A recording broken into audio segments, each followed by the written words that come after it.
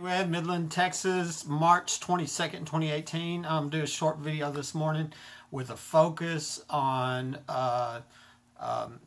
what might the underground facility be. Instead of trying to establish that it's here, we should know that. Plenty of people, there's lots of evidence saying it's here. Okay, so this video, then I want to throw out some ideas of why it's here, what it was used for, what it might still be used for, and who may even been there. And so I'm gonna turn this around so we can look at the computer and look at some files, some evidence, and I'll tell you some stories. Hold on. All right, this is one. It's a screenshot of a conversation I had that I showed many times. And basically this woman's telling me there's an underground facility a half block from this home. Okay, two people have told me that it would cost millions of dollars. I've got one of them recorded on the phone, and so all that that's really not what this video is about. This is my home right here. This is a Home Depot store here in Midland, Texas, and basically I was showing that looks like a large ditch was cut here. If you look at the asphalt there, and it's aimed directly at my house. And so there's been talk that possibly parking was on the other side of Home Depot. People come in the Home Depot store, went underground, and come this direction. And then a landman here in town named Betty Shipley, she says, I know for sure it's there. And she's one of many people who said that. And so this is not about establishing that is there an underground facility. There is. I mean, we got lots of people saying that I was shot by a person underground.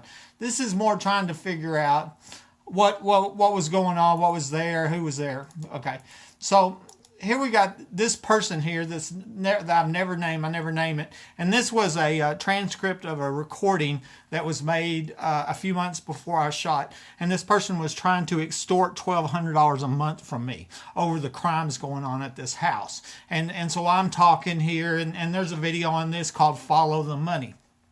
And so this person that I've got named No Name admits to knowing about what's going on here, and basically she made a mistake, and it was Greg's fault, and Greg's the one that told her to try to extort $1,200 a month from me, or she's going to lie and tell everybody I'm crazy.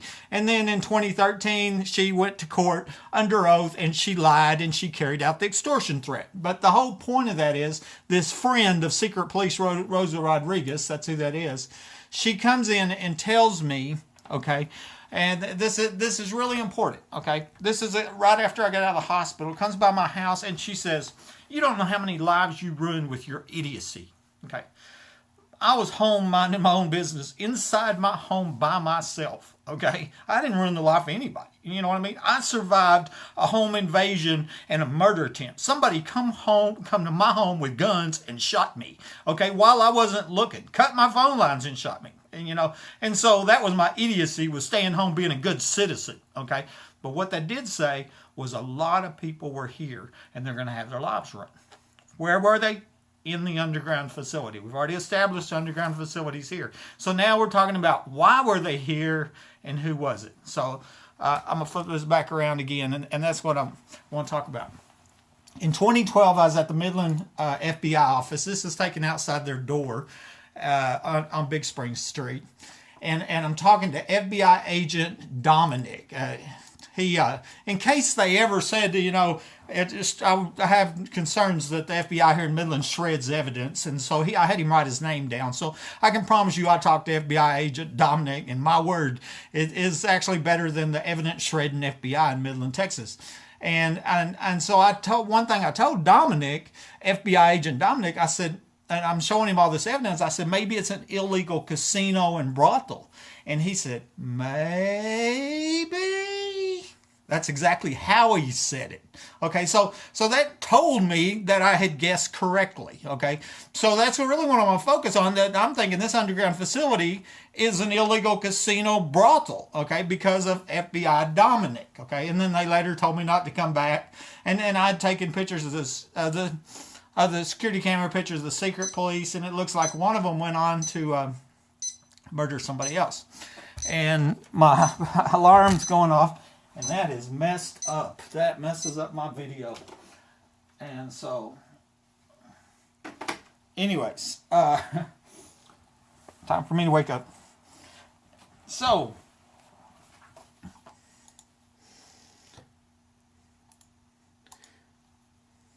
I've got a little video I found here that's really interesting. 40, 60, 80, 95. You're welcome. Just like a casino, the slots player gets paid, in some cases hundreds of dollars. The only problem is these aren't regulated as casinos. You might have heard businesses with names like Internet Sweepstakes Cafes or Games of Skill Arcades. Variations of these businesses have captured the interest of law enforcement and the news media. The Digital Citizens Alliance went to two places that appear to be operating through gaps in the current law. DCA's first visit took investigators to Texas. Tucked away in an industrial park about 12 miles outside of Austin and right next door to the ABC's 123's Infant and Child Care Center, they found the Maynard Sweepstakes and Internet Cafe. When we stepped inside, what we found was a hall with 55 eight-liner machines. Winners parlaying bets into hundreds of dollars. DCA investigators made two trips to look over this place and see just what was going on inside. They played, they won, and they got paid. Well, I just won, I guess, $50 or something. How do I cash out? Don't hit nothing. Okay. Okay. So this is how you do it. It's gonna be $90, 95. It's gonna be either 90 or 95. Anything in between, like your 950. Yeah. If you don't play that, you'll lose it. Okay. So I should play till 90. So you can do 95. Okay, play till 95. Yeah. So you can do $4.50. Okay. Don't be down there. Otherwise you'll lose it. I understand. Okay, thank you. You're welcome. But if you go to 95, I can pay you all at 95. Okay. 20, 40, 60, 80, 85, 90, and 95. You worry about that, please? Texas has rules about these places, like how much they can pay out. One newspaper recently reported, to prevent the use of gaming devices for gambling, the legislature in 1993 approved the so-called fuzzy animals law, which made them legal, so long as they award non-cash prizes with a value of $5 or no more than 10 times the amount of a single play. Some Americans wonder if the rise of unregulated gambling operations gives criminals a backdoor into the country's gaming establishments. A Digital Citizens poll showed that Americans worry that rogue gambling operations could lead to a rise in violent crime. They also fear that these unregulated gambling houses have ties to other criminal activities. To be clear, DCA asked Americans about gambling generally and not specifically about what researchers found in Ohio and Texas.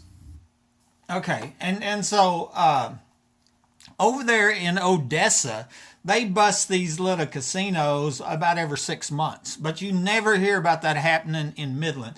And so the question's been asked if it's underground here, and specifically underground next to my home. One day I had a Grande tech come to my house, okay, and he told me that his girlfriend's parents bought this house on Palo Verde in Odessa, okay, and he said that there used to be an illegal casino brothel underneath this house. He said there was a tunnel under this house that went over to the neighbor's house or something like that. And then it was filled in with concrete or something. And I think it used to be owned by a banker over there. And multiple people around Midland, Odessa have told me that they knew about this home illegal casino over there. And that's the same thing. He told me because that's what's suspected of being here in Midland. Interesting. I think that banker was like one of the best friends with my ex-father-in-law. And as what I was, if I remember correctly. Okay. And so, and then another woman here over, and I posted this recently over in Lubbock, said that there's an underground facility over in Lubbock, okay? And I'm sitting there thinking, well, maybe this was the same thing. And of course, this was in reference to human trafficking, sex trafficking, prostitution, and how they ran this crime ring. Wasn't just Midland. It was Midland, Odessa, Austin, and Abilene and Lubbock, and they ran this circuit and they were moving these girls around. But there was an underground facility, and they told even where it was, Quaker and Slide over in Lubbock, And so once again, I wonder, maybe that was the illegal casino like we said, okay? And then even on my Hobbs home, this is where I moved before I moved here. See, I was told that I was chosen to buy this home in Midland. And so that's made me suspect, being that I was chosen to buy it, that the crime started against me before I moved here. And I moved from Hobbs, New Mexico. I lived at 7611 Rolling Meadows. Well, in 2002, I had painted this living room right here. And my daughter actually saw a light up on the attic. There was a crack right here by that beam. She noticed the light was on the attic. Well, I hadn't been up in the attic, and I know the light went on. We just painted the room, so somebody had been up my attic. Well, I suspected it was this ex-wife that I had just separated from that was coming into my house while I was at work, and so I. The police had got called on that, and my attorney sent her attorney a letter that don't break in my house no more, etc. But then I look back, and then now, I was actually told, it was strongly hinted at that somebody had said, yeah, buddy thought he had people in his Hobbs, in his attic in his Hobbs home. Well, I did. My daughter's the one that seen the light up there, and we did. That ex had left her voice on the voicemail machine, and so it was a fact. There's court documents. Somebody was in my house. But now I look back and I go, what if this was going on over here at this house too? Okay, and there's a strong connection to the crimes to Hobbs, New Mexico. So other possible locations. So what was going on the weekend I'm shot? Okay, and so I'm shot on January 28, 2012. It was a Saturday. Okay, and so I'm told a lot of people are here. Okay, and there's my alarm going off again, and unfortunately, and I want it to stop, and I hope that did it. And so anyways, I'm looking at the newspaper, and I'm trying to think, well, what would bring a lot of people to town? Well, I mean, who would be that a lot of people were here? So I started searching the papers, okay? And what I find is, and actually, here, I'm going to flip this back around, okay? This was a movie come out last year about The House, Will Ferrell's a comedy, and it was about illegal casinos, okay? And such as we're discussing where this family is running an illegal casino out of their house, etc. That's why I put that up there. Of course, that was a movie, but it's, it's based on real things happening, okay?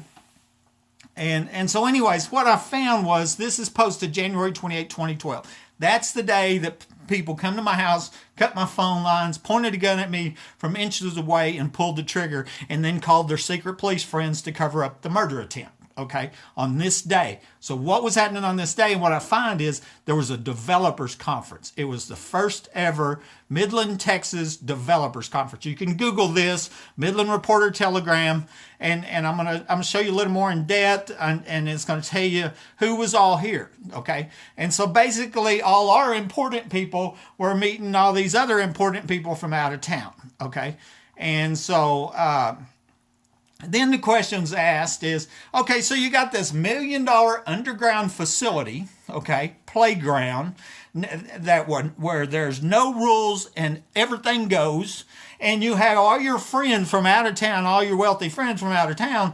Do you invite any of them down there to the casino? And if they're down there and all of a sudden somebody decides to murder me above it, that makes them an accessory. So one thing that, even has been suggested, that this was a setup to blackmail people. They trapped them, because I don't think all these people came to underground my house to watch me get murdered. Maybe they did, I call them the murder party. I'm thinking only a few of them tried to murder me. The rest got caught up in it, okay? And they're either accessories or witnesses. By law, they have to report this felony, a violent crime, because what if one of them goes on and murders somebody else, like Sandra Simpson, right? And so this is going on, the developers conference on the weekend that I'm here, okay?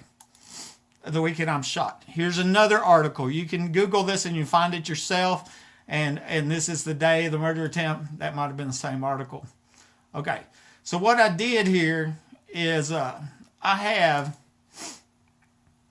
this is the schedule, Okay, so now we know who the speakers were. January 26th and 27th, the murder attempts on the 28th. So that was Friday. Okay, so did all these people, and these are mainly Midland people, but the other out-of-town people, did they fly back late Friday afternoon, or did they stay over? Okay, and so that's easy to check because we can check motel records and flight records, and we can see, because if you're here, then you're a witness to a capital attempted murder, and that's a big deal. Okay, and so we can check. But here's these people. This is a short list. Mayor Wes Perry. We talked about that was a Midland mayor at the time. This would be a big one. Secretary of State Esperanza Hope Andre. And I even had a person with this last name send me a Facebook request. What I thought, I wonder if that person's related to Secretary of State. Now, would that be interesting if the Secretary of State of Texas was in an underground illegal casino and became a party to a capital attempted murder? That'd be interesting, wouldn't it? Don't you think? Now, somebody needs to ask her, did you fly back on Friday or did you stay for the fun? Okay. Courtney Sharp, Jim Nichols, okay, Tracy Dow, Dr. Rex Pebbles, VP, okay, and these are Wes Perry again, Lori Vincent, Carr Ingham, okay, and these are people that spoke. Aaron Farmer, Vice President of the Retail Coach, Galen Gatton, Jim Nichols again, Bobby Burns, President, CEO, Midland Chamber, Janice Havens, President, Broker, the Havens, Jeff Benson, Robert Randall, Courtney Sharp, that's our city manager, Laura Romer, treasurer here in Midland, Craig Farmer, urban planning, Freeson Nichols, Councilman John James, and Mayor Wes Perry again. Okay, so these people right here can be asked, where were you at on January 28, 2012? And were you a witness to a capital attempted murder? If you were, did you report it? Okay, and so we only need a few people to come forward, and then the rest it's gonna fall apart, right? Okay, so. In one of the newspaper articles, it details the Midland Reporter Telegram, and it talks to the various people. Them were in-town people. These are some of the out-of-town people. And Sam Brose, principal of the Westover Group based in Fort Worth, okay? Did he fly back on Friday or did he stay? That's the question, right? Aaron Farmer, Vice President of Retail Coach. These are very important people. What if they got caught up in a capital attempted murder? Jeff Benson, President and CEO of Synergy, and they ended up putting a Synergy theater here in Midland, okay? Here we go. Janice Haven, broker and owner of the Havens Group. Executive Vice President, San Diego based Lankford and Associates. It's real easy to check flight records. Construction of Chick-fil-A restaurant, Van Dyne, senior planner for the city. Concho here is resources. And a Concho employee lives on Westmont Court, which is right around the corner. That's the home that had the mortar problem that looks just like my home, and suspected underground access was over there, and that guy works for Concho, okay? Basin PBS, Callie Stevens here, okay? And president of the Permian Basin Home Builders Association, and Courtney Sharp, the city manager, Faskin Oil and Gas, Bobby Burns again, president and CEO of Midland Chamber, John Darnell of Onyx Contractors, Stephanie Rivas, marketing manager here, Mid-Cities Church, somebody probably from there, and Motor Metropolitan Planning Organization, Craig Farmer once again, okay? And so I want to call out some names because that's a short list of people that we could talk to and say, hey, were you with the murder party when Buddy Webb, somebody tried to execute him in his home, okay? Because something has to explain secret police, the attempt to dismember a crime victim. Somebody very important was here, okay? And so, I've even looked at... just even recently in the news, Tillerson gets fired. He was CEO of Exxon. Well, this same facility, I think, is the place where the oil show parties were going on, where the girl was murdered in 2010. And you would think that the CEO of Exxon might know something about oil show parties. It just kind of makes sense, And then McCabe here, the FBI director, gets fired. Well, obviously somebody in the FBI high up is important. They said McCabe had some other stuff because I've got this recording of an FBI agent telling me he's going to shred evidence in a murder attempt. And that's one of the videos called Public Corruption's our number one, our number one priority. That's on YouTube. It's incredible. FBI agent saying he's going to shred evidence in a murder attempt, recorded on the phone, posted to YouTube. That's how incredible what's going on and the amount of cover-up. The other thing that you just kick around ideas is Donald Trump Jr., right?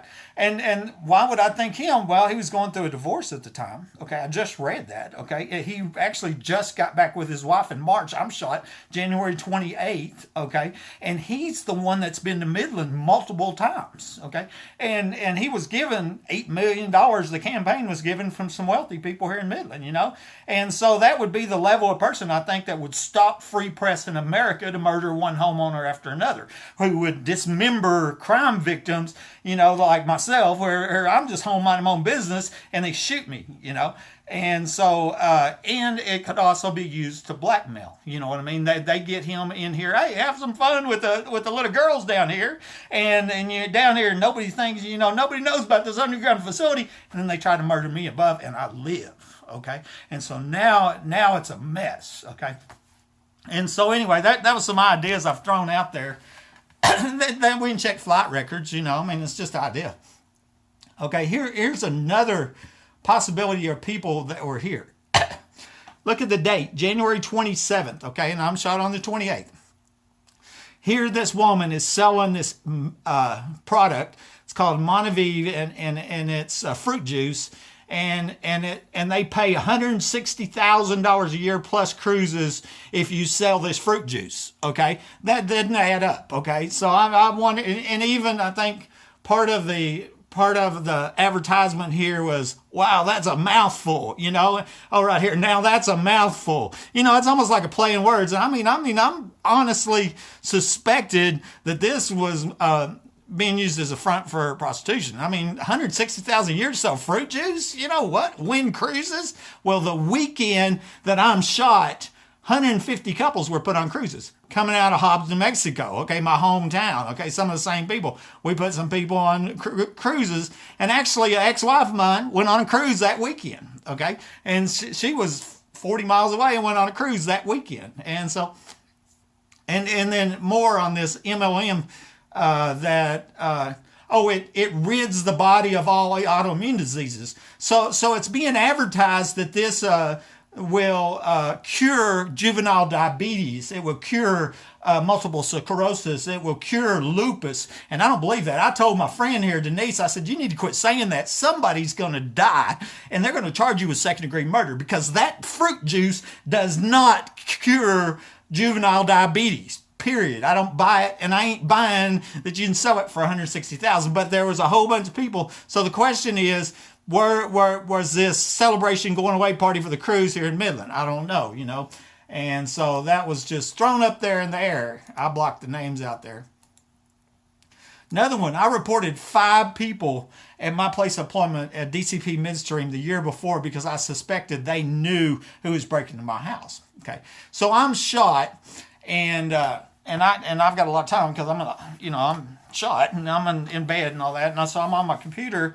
And I'm looking to see if anybody said, hey, did you hear where Buddy Webb got shot? I didn't find that. But what I did find was in all these friends, quote unquote friends, this gap in their timeline. Okay, so they post every day on Facebook, and then boom, I get shot, and all of a sudden they're gone, you know, for 2 weeks, 2 months, whatever. They're gone, you know. I mean, there was like this group of people. All of a sudden, once I'm shot, boom, they quit posting. It was weird.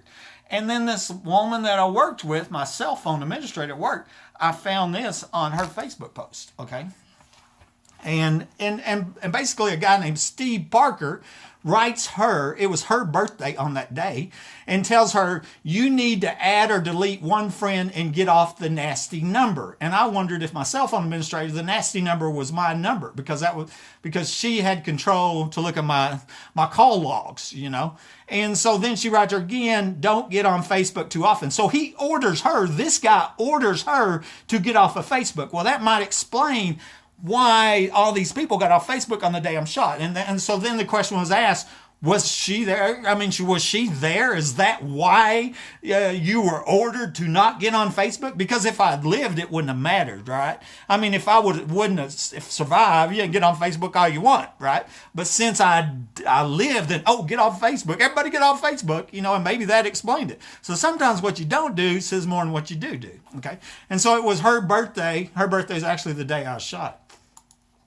And then there was some pictures posted, And here and the reason I posted because there's the day I'm shot at 4 o'clock, you know.